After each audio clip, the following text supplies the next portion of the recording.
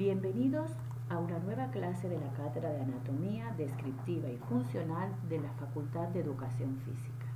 Mi nombre es Leonor, soy auxiliar docente de primera categoría y hoy nos encontramos para desarrollar osteología de miembro superior. Primero, necesito que nos centremos en un órgano muy importante que forma parte del miembro superior y me estoy refiriendo a la mano. Después del cerebro, la mano es el tesoro más grande en la evolución del hombre. La mano nos permite manipular objetos. Es un órgano de expresión y un órgano especial de los sentidos. A través de la mano podemos expresar, acariciar, alimentar, contactar con el mundo. La mano no solo es capaz de recibir, sino también de brindar.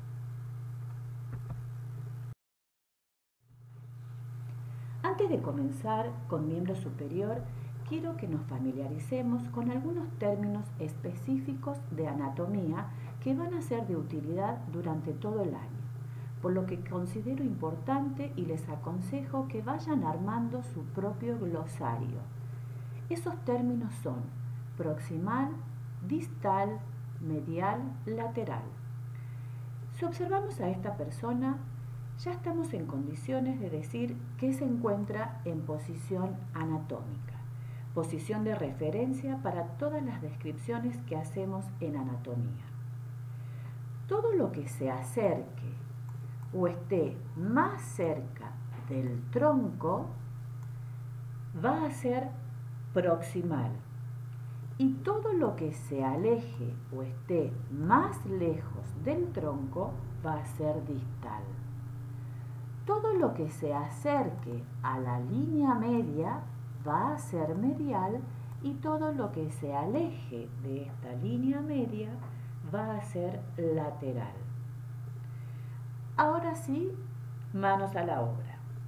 El hombre posee en total 4 miembros, 2 miembros superiores y 2 miembros inferiores. El miembro superior está constituido por 2 segmentos. Por un lado, la cintura escapular y por el otro, la porción libre del miembro superior. La cintura escapular está representada por 2 huesos, clavícula hacia adelante y escápula hacia atrás. En la porción libre del miembro superior tenemos por un lado el brazo representado por el húmero, el antebrazo representado por 2 huesos, hacia lateral o externo el radio y hacia interno o medial el cúbito. Luego tenemos la mano y las porciones óseas de la mano son el carpo, representada por los huesos del carpo distribuidos en 2 filas, primera y segunda fila del carpo, el metacarpo con sus 5 metacarpianos contados de afuera hacia adentro y por último las falanges. Ahora bien, entre la cintura escapular y el brazo tenemos una articulación, que es la articulación del hombro, también conocida como articulación glenohumeral. Entre el brazo y el antebrazo tenemos el codo o articulación húmero-antebraquial. Entre el antebrazo y la mano tenemos la muñeca o articulación radiocarpiana.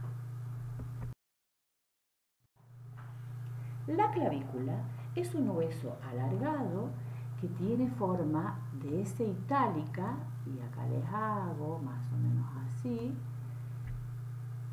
que se extiende desde el esternón a la escápula. En ella vamos a describir 2 caras, cara superior y una cara inferior, 2 bordes, un borde anterior y un borde posterior, y 2 extremidades, una extremidad external o medial por encontrarse cerca de la línea media y esta extremidad presenta una carilla articular para articularse con el esternón. y una extremidad acromial o lateral por encontrarse lejos de la línea media, y esta por este extremo acromial presenta una carilla articular para articularse con el acromio. La escápula es un hueso plano de forma triangular ubicado en la parte posterior, lateral y superior de la caja torácica. En la escápula vamos a describir caras, bordes, ángulos y apófisis.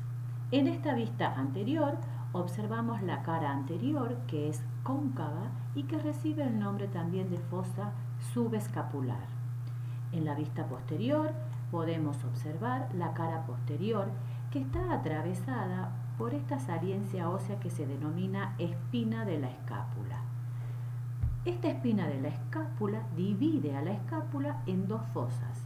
Por arriba de ella la fosa supraespinosa, por debajo de ella la fosa infraespinosa.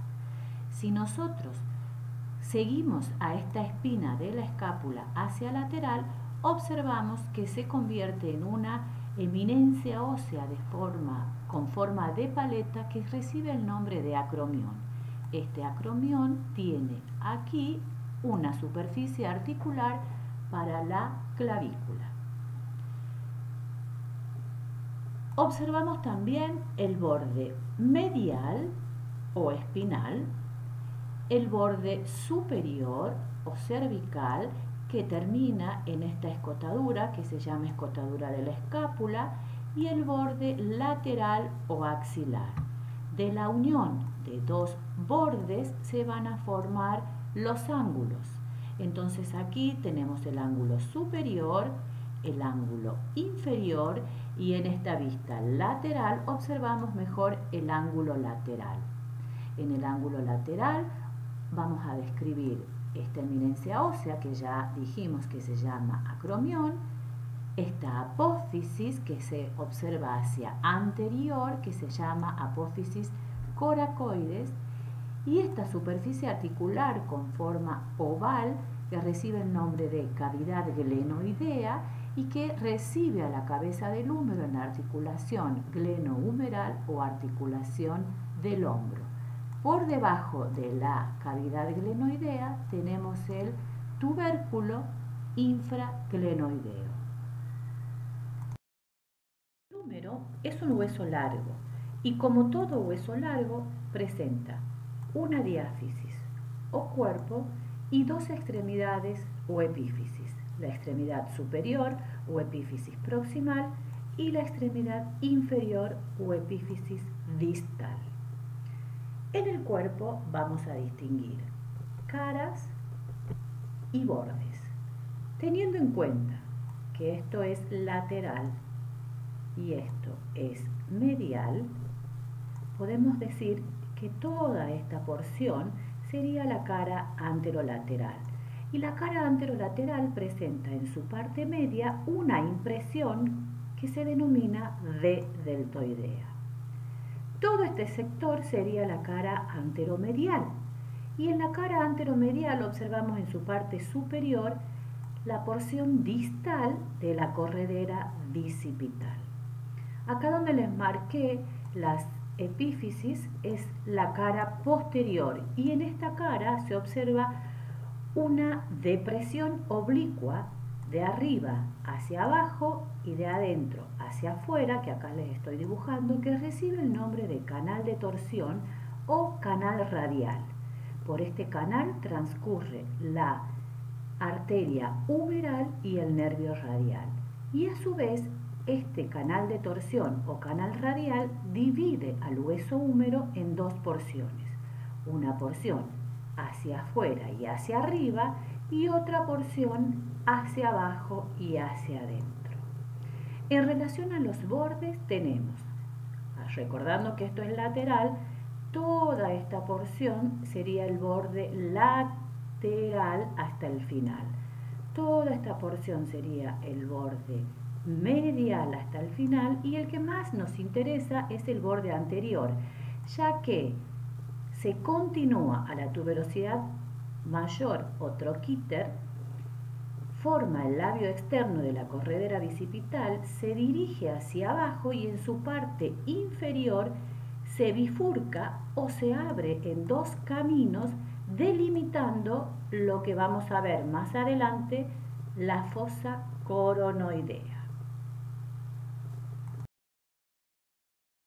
La epífisis proximal del húmero está constituida por la cabeza del húmero, el cuello anatómico, estas dos tuberosidades, la corredera bicipital y el cuello quirúrgico.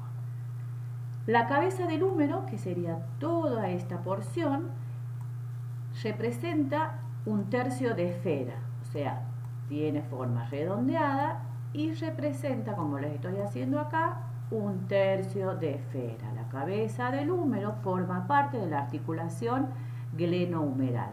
El cuello anatómico es una porción que delimita o divide lo que sería la cabeza del húmero de las dos tuberosidades. Hacia medial, el troquín, también llamada tuberosidad menor, por eso le voy a hacer una T minúscula, y hacia superior, el troquíter o tuberosidad mayor del húmero. Entre las dos tuberosidades discurre la corredera bicipital por donde va a transitar la porción larga del bíceps. Esta corredera bicipital tiene un labio externo, un labio interno y el fondo de la corredera bicipital. Y por último, en esta porción tenemos el cuello quirúrgico, que es el que va a delimitar la epífisis proximal o la epífisis superior de la diáfisis. Extremidad distal o extremidad inferior del húmero, observamos, por un lado, la tróclea humeral, que es esta superficie articular con forma de polea que se va a articular con la cavidad sigmoidea del cúbito. Hacia medial, esto es medial, vamos a observar la epitróclea. Hacia lateral, el cóndilo, que es una superficie articular que va a recibir a la cabeza del radio. Entre la tróclea y el cóndilo, el canal cóndilo-troclear. Hacia lateral del cóndilo tenemos el epicóndilo. Arriba de la tróclea se observa la fosa coronoidea, que va a recibir a la apófisis coronoides del cúbito cuando el antebrazo flexione sobre el brazo. Arriba del cóndilo, la fosa radial, que va a recibir a la cabeza del radio cuando el antebrazo se flexione sobre el brazo. En una vista posterior, que sería esta, arriba de la tróclea, observamos la fosa olecraniana que va a recibir al olecrano del cúbito cuando el antebrazo se extienda sobre el brazo. El radio es un hueso largo situado en la parte lateral del antebrazo. Como todo hueso largo, posee un cuerpo o diáfisis y dos extremidades o epífisis. En el cuerpo vamos a distinguir caras y bordes. En las caras tenemos una cara anterior, una cara lateral, que acá casi no se la observa, pero que sería en este sector, y una cara posterior que es redondeada y se la observa en esta vista. En relación a los bordes, tenemos un borde anterior que comienza debajo de esta porción que es la tuberosidad bicipital, un borde anterior que se dirige hacia abajo, un borde posterior que es poco marcado, que no se lo observa, y un borde medial. Y acá me voy a detener porque en este borde medial, nos dirigimos a esta imagen, es donde se inserta todo a lo largo del borde medial la membrana interósea que hace que el radio y el cúbito permanezcan unidos.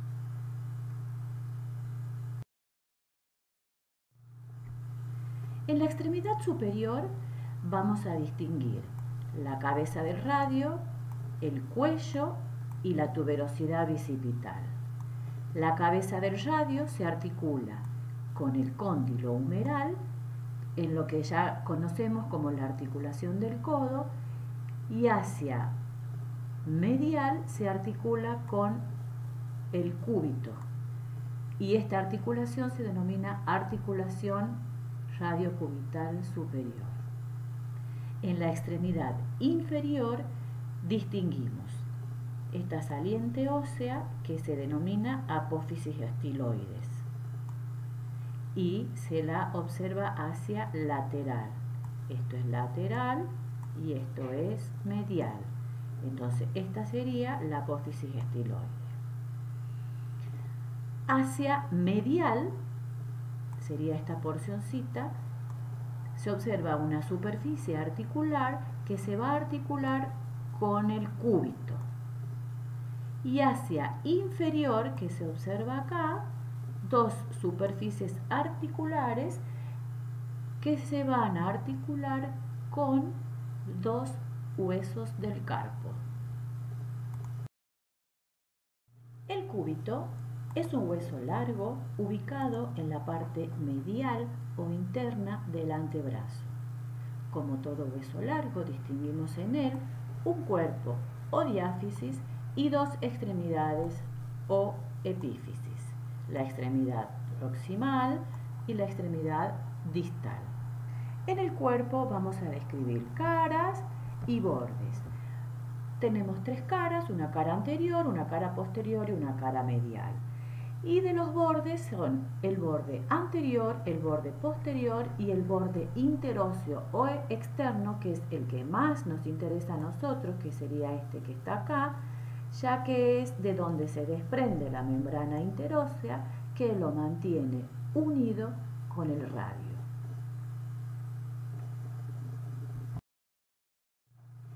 En la extremidad superior del cúbito vamos a distinguir cavidades o superficies articulares y eminencias óseas.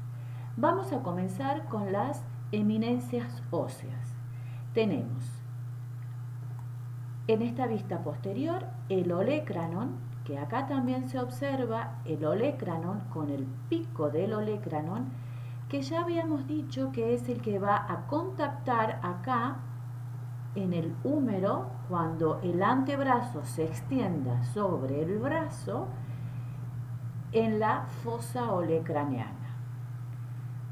Otra apófisis se la observa acá, que es la apófisis coronoides. Acá también se llama así porque tiene forma de corona.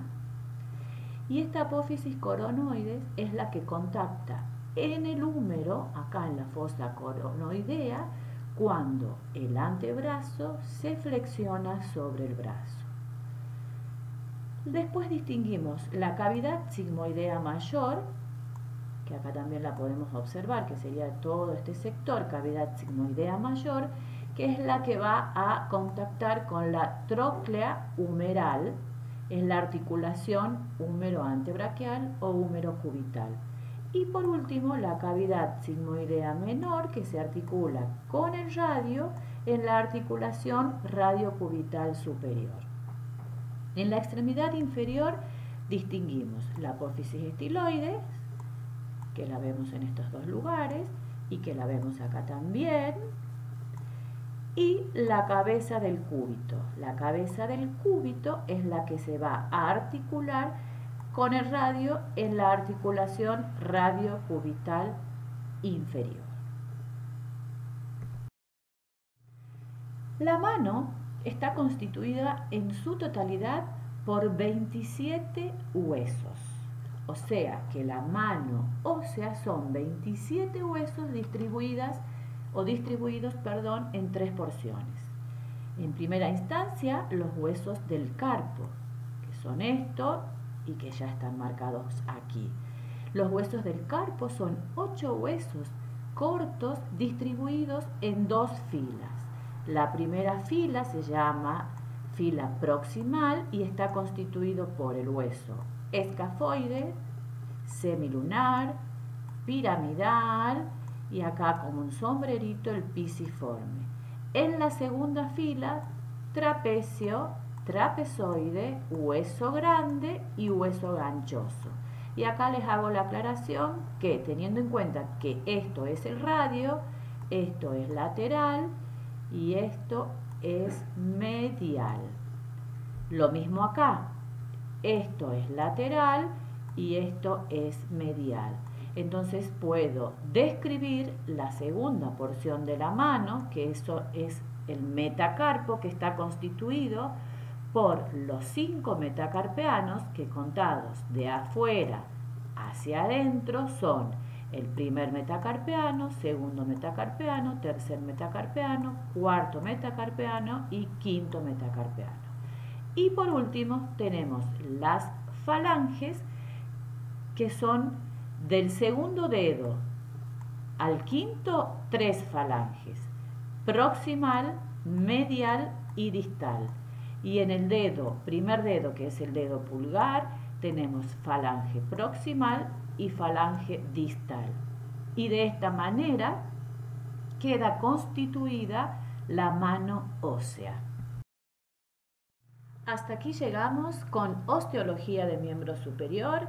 Recuerden armar su glosario, consultar en el foro. Muchas gracias.